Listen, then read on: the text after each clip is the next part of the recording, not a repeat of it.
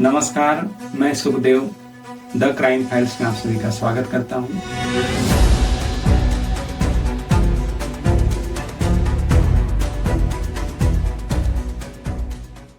आशा करता हूं कि आप सभी खुश होंगे, स्वस्थ होंगे। क्या मर्डर मिस्ट्री हमें सावधान करती है या फिर एक नए क्राइम को जन्म देती है? तो आज की जो कहानी है वो आपको सोचने के लिए मजबूर कर देगी।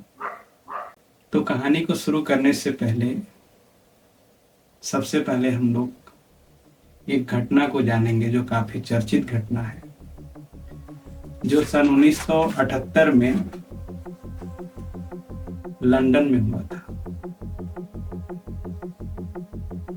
उसके ऊपर फिल्में भी बनी है, कहानियां भी बनी है। उस घटना का नाम अम्ब्रेला मर्डर केस।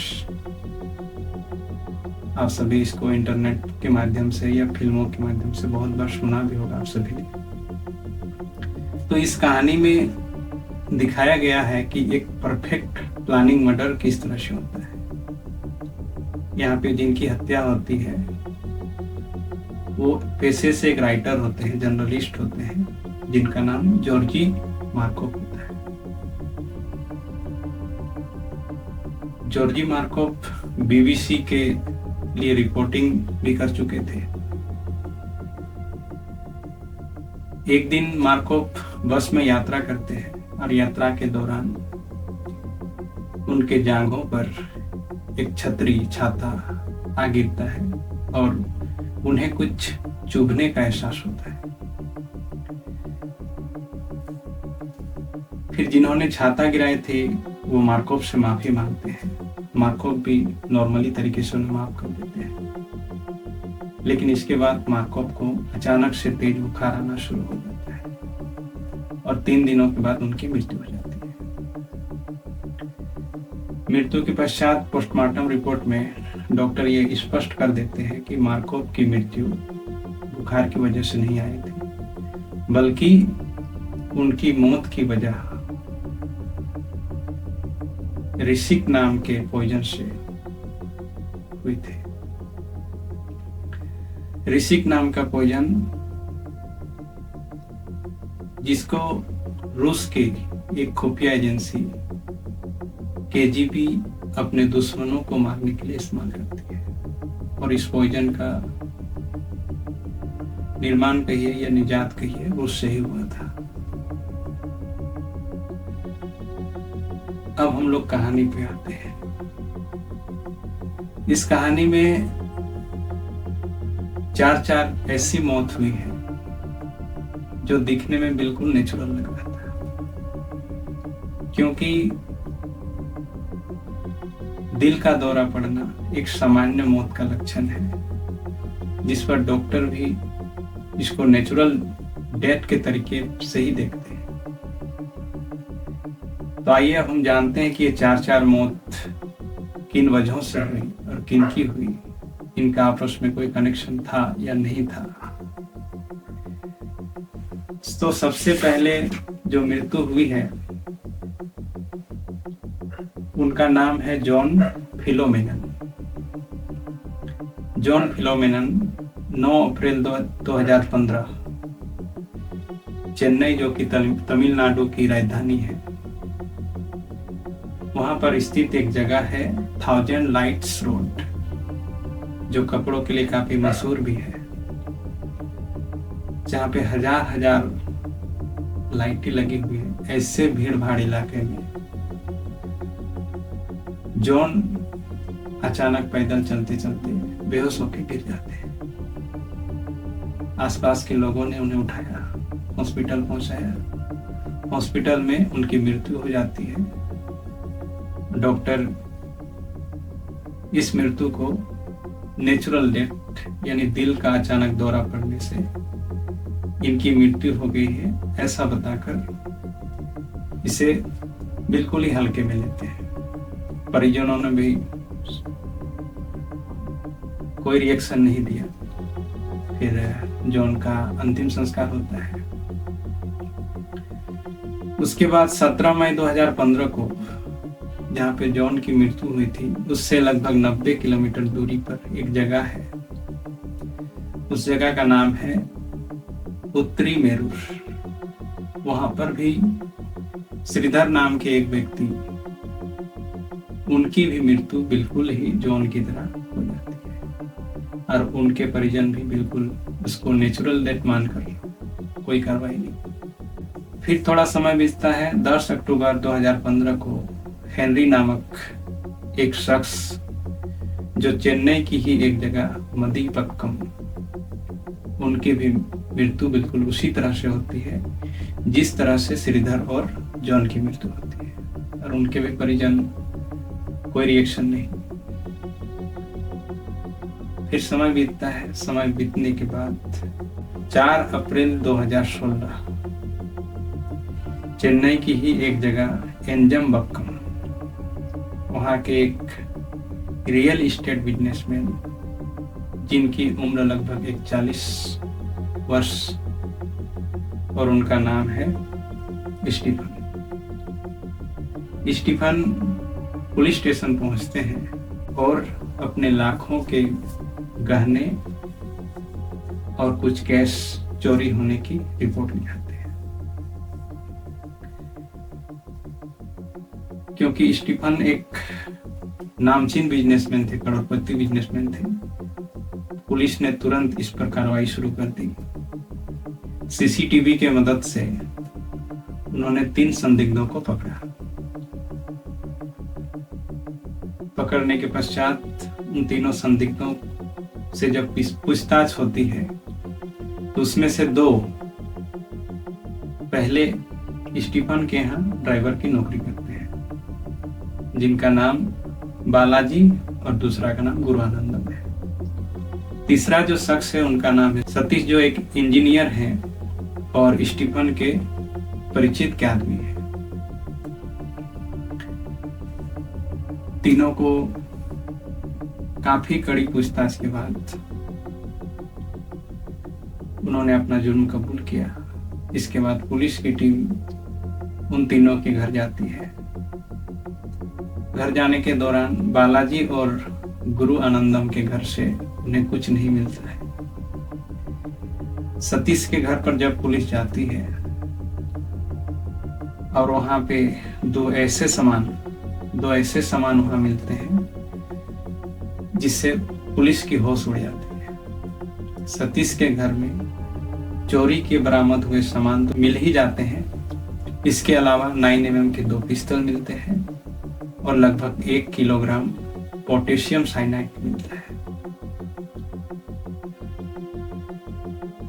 अब पुलिस को समझने में देर नहीं लगी। फिर उन्होंने सतीश को और भी ज्यादा सख्ती से पूछताछ शुरू कर दिया। पूछताछ के दौरान सतीश ने अपना सारा विवरण पुलिस के सामने रखना शुरू किया। सतीश बताते हैं कि मेरी एक बीबी है और 2 गर्लफ्रेंड है। सतीश का पूरा नाम स्टीफन सतीश है और उनकी जो पत्नी है उनका नाम है मेरी रोजलिन। मेरी और सतीश की आपस में नहीं जमती थी। मामला यहाँ तक पहुंच गया कि एक दिन मेरी अपने भाई रोज फिलोमेनन के साथ पुलिस स्टेशन जाती है और अपने पति सतीश के खिलाफ मारपीट की रिपोर्ट लिखाती है। तो इस केस में जैसे ही जॉन फिलोमेनन का नाम आया, अब पुलिस को उनका जो पुराना कोई केस जो अधूरा था वो उनका दिमाग में छप गया, क्योंकि कुछ ही दिन पहले रोज फिलोमेन की मृत्यु हुई थी।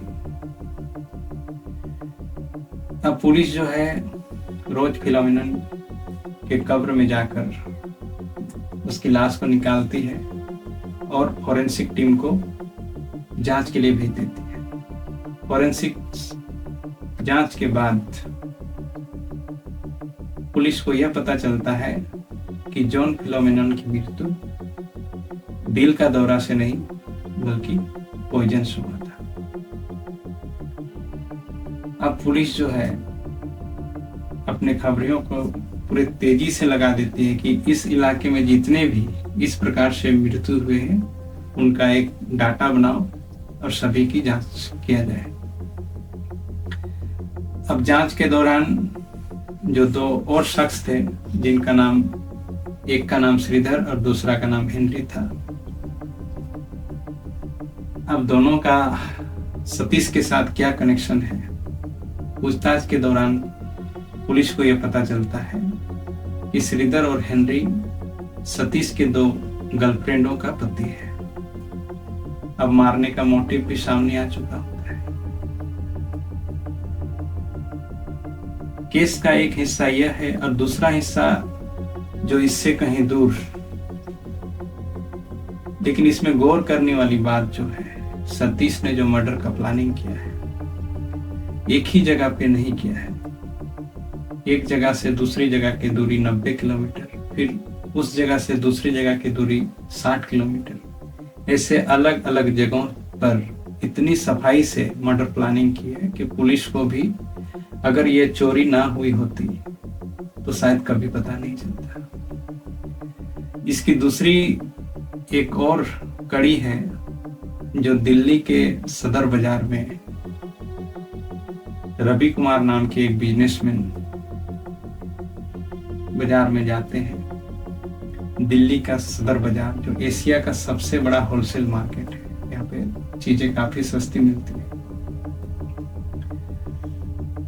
बिजनेसमैन रवि कुमार जब पैदल जाते हैं तो उनके गर्दन में कुछ चुभने का उनको एहसास होता है। जैसे ही उनके गर्दन में कुछ चुभन होती है, उन्होंने अपने हाथ को तुरंत अपने गर्दन पे रखा। तो हाथ रखने के दौरान उस चुभाने वाले व्यक्ति का हाथ रवि कुमार ने पकड़ लिया तो फिर हल्ला होने लगा, लोग इकट्ठे हुए। इतने में रवि कुमार जो है बेहोश हो जाते हैं। बेहोश होने के बाद लोगों ने उस व्यक्ति को, जिन्होंने उनके गर्दन में कुछ चुभाया था, उनको पुलिस के हवाले कर दिया। इधर रवि कुमार जी की मौत हो जाती है। मौत के बाद पोस्टमार्टम रिपोर्ट में फिर से वही बात कि दिल का दौरा नहीं, पॉइजन। अब वो शख्स जिन्होंने वो सुई चुभाई थी, उनसे पूछा जाता है कि उनका नाम प्रेम कुमार है, जो पेशे से एक फिजियोथेरेपिस्ट है।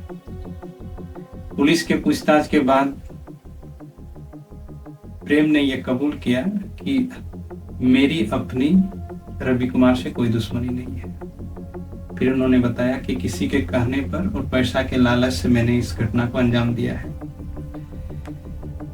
पुलिस छानबीन में जुट गई।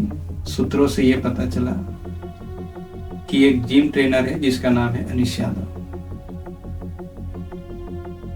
पुलिस ने बिना देरी किए अनीश यादव को गिरफ्त में लिया। अनीश यादव को पूछताछ के दौरान फिर से यहाँ पे एक प्रेम प्रसंग का मामला सामने आता है। अनीश यादव बताते हैं कि रवि कुमार की जो पत्नी है, जिनका आपस में तलाक हो चुका है, वो उनकी पुरानी गर्लफ्रेंड है। अब अनीश यादव दिमाग में एक प्लान बनाते हैं कि अगर रवि कुमार हमेशा हमेशा के लिए हट जाए तो शायद उसकी पुरानी गर्लफ्रेंड उसकी फिर से हो जाएगी। तो इस तरह से चार मर्डर जो हुए हैं, एक मर्डर केस को देखकर इतना परफेक्ट प्लानिंग किया गया। जबकि आमतौर पर मर्डर केस जो है हमें सावधान करती है, सजग रहने की हिदायत देती है। वहीं पर दूसरी ओर कुछ लोग विकृत मानसिकता वाले जो उसी केस के उसी तरीके को अपनाकर एक ऐसे घटना को अंजाम देते हैं जहां पर पुलिस भी पकड़ने में नाकाम होती है। आपने केस को, इस कहानी को गौर से सुना। इसमें आपने देखा कि यदि स्टीफन के घर चोरी ना हुई होती तो शायद उन तीनों मर्डर का खुलासा भी नहीं होगा। तो ये थी आज की कहानी। तब तक के लिए आप सजग रहें, अपनों का ख्याल रखें। बहुत बहुत धन्यवाद।